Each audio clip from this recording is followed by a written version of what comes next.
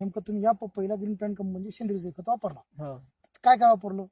Premium नायट्रोकिंग premium वापरले, नायट्रोकिंग वापरले, 90 स्पेडल 90, ती बॅग भूमी पॉवर बॅग वापरली.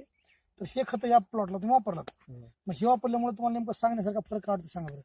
फरक म्हणजे पहिले तर लई लहान लहान झाडं होते, हा ते वापरल्यापासून चांगले झाड. सर जरा झाडं दाखवा, जरा झाडं दाखवा जरा. त्याच्यानंतर दुसरी गोष्ट, या प्लॉटला आपण काय म्हणतो त्याला की रासायनिक खत काय वापरले?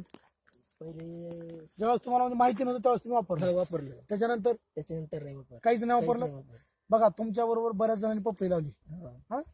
पपई लावल्यामुळं आपण आता शेजारच्या बागेतून पान आणले, तर गावातले शेतकरी आहेत सर दुसरे. तुमचं नाव काय सर? संदीप पानपत. सर पुढे या जरा. तर तुम्ही आता तो पण प्लॉट आपण बघितला रासायनिक खत वापरायला, आणि हा पण प्लॉट बघितला. दोन्ही प्लॉट मध्ये सांगण्यासारखं अंतर काय, सांगा बरं जरा. याची वाढ भरपूर प्रमाणात चांगली आहे हा आणि याचं पाण्यात पण झाडे पण आहे. सर हे पान आहे, त्या बागेतलं आपण आणलेलं हे पान आणलं एक, आणि हे आपल्या बागेच पान आहे. पानाला पान जरी लावलं म्हणजे अंतर लक्षात येईल. फरक पडला लगेच. आणि या बागेला फक्त आपण 3,000 रुपये खर्च केलाय आतापर्यंत, 3,500-4,000 रुपये. आणि त्या बागेला आतापर्यंत खर्च 9,000 खर्च आहे. तर बघा सगळ्यात महत्वाचं हे खत वापरून तुम्ही समाधानी आहेत का? समाधान आहे म्हणजे हा, कारण या झाडाचा सर, या झाडाचा बुड बघा सगळ्यात महत्वाचं, फुलं बी आणि लागली. फुलं लागलेत. सगळ्यात महत्वाचं तेव्हा सेटिंग चालू आहे, तेव्हा सेटिंग चालू आहे.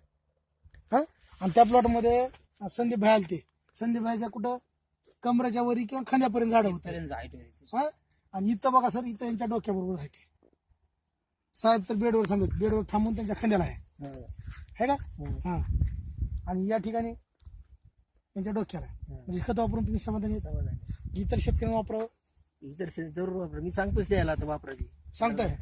बघा मी स्वतः वापरणार, सगळ्या पूर्ण शेतीचं करणार. हा, बघा सगळ्यात महत्वाचं आमचं जे मिशन आहे, विषमुक्त अन्न रसायनमुक्त शेती, त्याचबरोबर मिशन काळे वाचवा, या अभियानामध्ये तुम्ही सहभागी झाले त्याबद्दल धन्यवाद.